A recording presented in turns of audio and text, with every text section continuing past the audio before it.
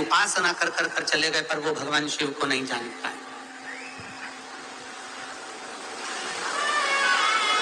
आप और हम इतनी जल्दी भगवान शिव को नहीं जान सकते। आप और हम इतनी जल्दी भगवान शंकर को नहीं जान सकते। कितने तपस्वी, कितने साधक, कितने उपासक, कितने व्रत करने वाले, कितने साधना करने वाले भगवान शंकर की भक्ति को धारण करते करते करते करते करते करते चले गए, और शिव को नहीं जाना।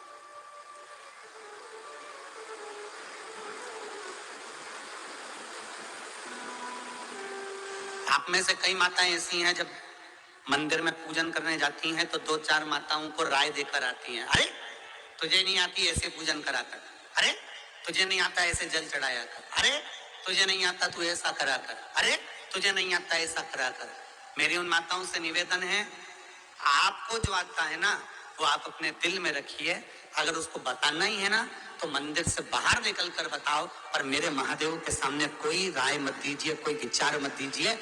मेरे महादेव के सामने तो इतना कीजिए कि दिल से, भाव से, भक्ति से एक लोटा जल आड़ा टेढ़ा जैसे चढ़ाओ, तुम्हारा मन पड़ जाए जैसे बेलपत्री चढ़ाओ, तुम्हारा मन पड़ जाए जैसे चंदन लगाओ, तुम्हारा मन पड़ जाए जैसे धतूरा चढ़ाओ, तुम्हारा मन पड़ जाए जैसे तुम भगवान शंकर को रिझाओ, तुम्हारा दिल कर जाए वैसे तुम शिव को भजो।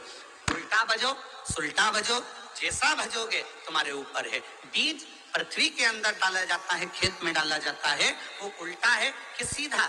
ये बीज अंदर गया किसको मालूम, पर पौधा सीधा ही लगता है। उसी तरह तुम कैसे भी जपो, मेरा महादेव मिलता जरूर है, मिलता है।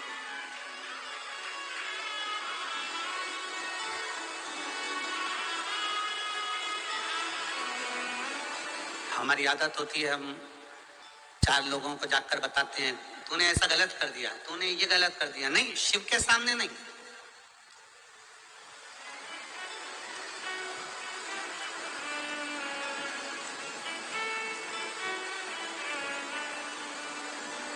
शिव के सम्मुख में नहीं।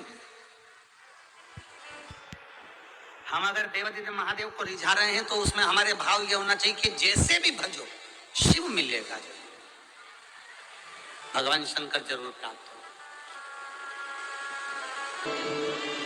जिस भाव से भजो,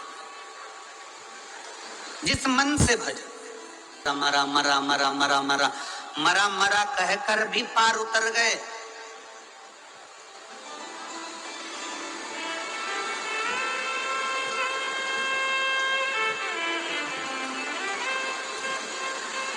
बहुत सारे मिलते हैं आपको, कोई कहेगा ऐसा भजो, कोई कहेगा वैसा भजो, कोई कहेगा ऐसे गुणगान करो, कोई कहेगा वैसे गुणगान करो।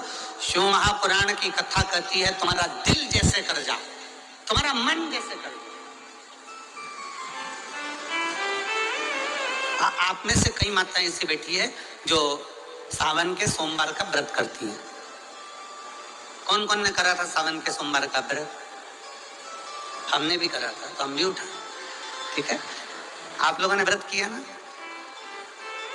अब आप में से और हम में से कई माता बहन भाई ऐसे होंगे जो व्रत करे होंगे, तो उन्होंने एक टाइम फलाहार किया होगा, एक टाइम जम के बोलो भोजन किया होगा।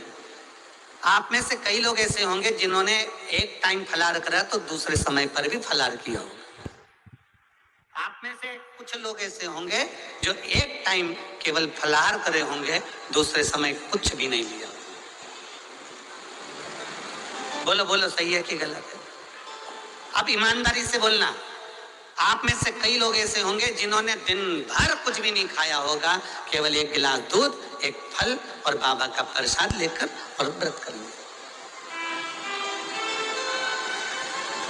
अब आप में से कई लोग ऐसे भी होंगे जिन्होंने दोनों समय भोजन करा होगा और सवेरे नाश्ता भी किया होगा, दिन में पानी पूरी भी खाई होगी, शाम को थोड़ा भगर भी, सब खाया। अब जरा बहुत बहुत गहन चिंतन वाला विषय है, जरा ध्यान दीजिएगा। एक व्रत करा, एक टाइम भोजन, एक टाइम फलाहार। एक ने व्रत करा, दोनों समय फलाहार। एक ने व्रत किया कि मैं कुछ नहीं खाऊंगा, एक फल, एक गिलास दूध। एक ने सब कुछ खाया, मतलब दिन भर भोजन कर, दिन भर भोजन कर। अब जो एक समय फलाहार कर रहा है वो भी शंकर का भगत है, जो एक दोनों समय फलाहार कर रहा है वो भी शिव का भगत है, जो एक फल ले रहा है और एक गिलास दूध ले रहा है वो भी शिव का भगत है, और जो दोनों समय भोजन कर रहा है वो भी शिव का भगत है। अब शंकर जी से पूछा जाए कि इनमें से तुम मुक्ति किसको दोगे, इनमें से तुम मोक्ष किसको दोगे, इनमें से सबसे पहले तुम किसकी सुनोगे, किसकी सुनोगे? तो भगवान देवाधिदेव महादेव का चरित्र कहता है माता पार्वती से, पार्वती भले तुम भूखे रहो मत रहो, पर इतना जरूर करो कि किसी का दिल ना दुखे, तो मैं प्रसन्न हो जाता हूं और वर प्रदान। तुमने व्रत किया ना किया, तुमने साधना करी ना करी, तुमने तप किया ना किया, तुमने उपास किया ना किया, पर इतना जरूर करो कि जिस दिन तुम्हारा व्रत है, जिस दिन तुम्हारा उपास है, उस दिन तुम्हारे मुख से अपशब्द ना निकले। जिस दिन तुम्हारा व्रत है उस दिन तुम्हारे मुख से आड़ा टेढ़ा ना निकले। जिस दिन तुम्हारा व्रत है उस दिन तुम अपने पिता, पति और परमात्मा, इन तीन के झूठे बर्तन अवश्य घिसे, अवश्य मांझे।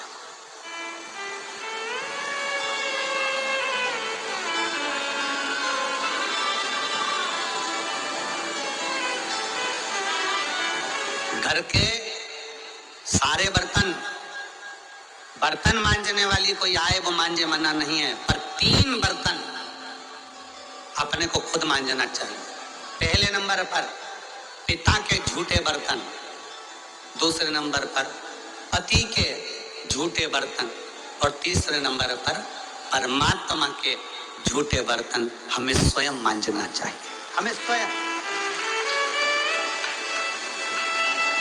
इन 3 के बर्तन अगर दूसरे मांजते हैं तो आधे से ज्यादा वस्तु पर हक जो बर्तन मांजता है उसका हो जाता है। अब तुम समझ लेना अच्छे से, हम इसको बहुत विस्तार से नहीं कहेंगे।